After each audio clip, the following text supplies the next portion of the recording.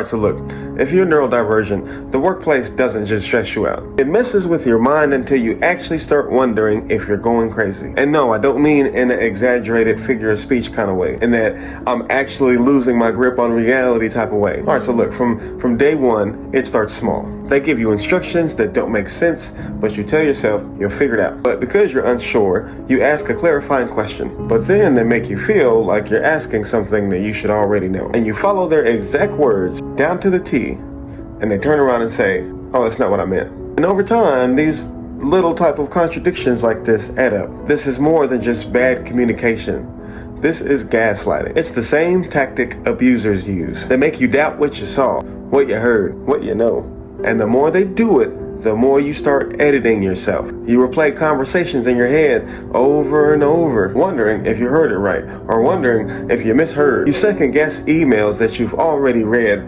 5 times. You hesitate before speaking because you are afraid that they are going to twist your words. And everybody experiences this gaslighting in the workplace. But for neurodivergent people, it hits a little harder. The self-doubt cuts deeper. See, our brains are wired to spot patterns, to notice details, to make sense of things logically.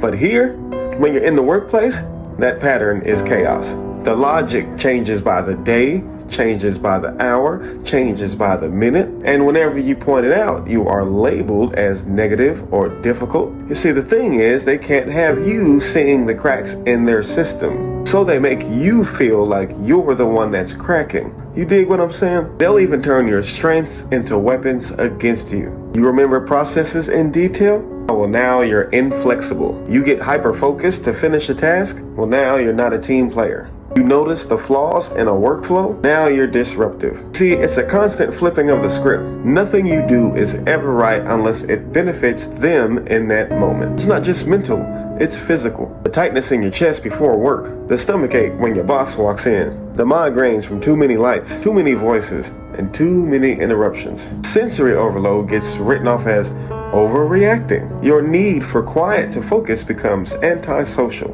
Here's the trap. You just can't quit. They made sure of that.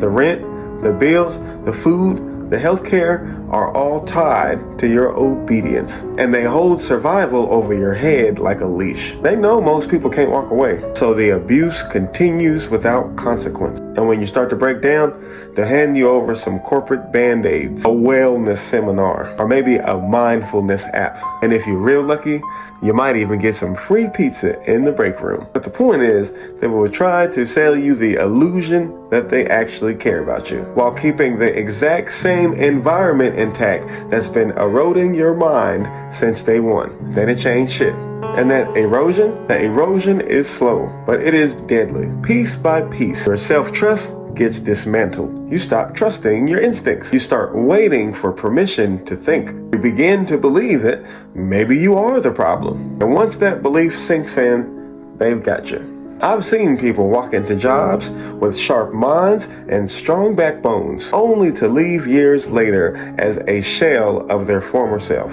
Quieter, smaller, unsure. That's not coincidence. That was by design. The modern workplace is not just about labor, it's about control. It's about reshaping yourself till you'll do anything to keep your place in line. And when you're neurodivergent, you feel this gaslighting in the workplace on a much higher level. And because you're more sensitive to stimulation, this gaslighting, when it's done long enough, and when it's done in a certain kind of way, it can make people who aren't neurodivergent lose their mind. But it can really make somebody who is neurodivergent lose their mind. Because we feel that shit mentally, physically, in our nervous system, the whole thing. We're talking about more than just losing a job. We're talking about losing your mind. And by the time you notice, you're already deep in it, wondering how you ever got here. And the scariest part is they actually wanted it this way.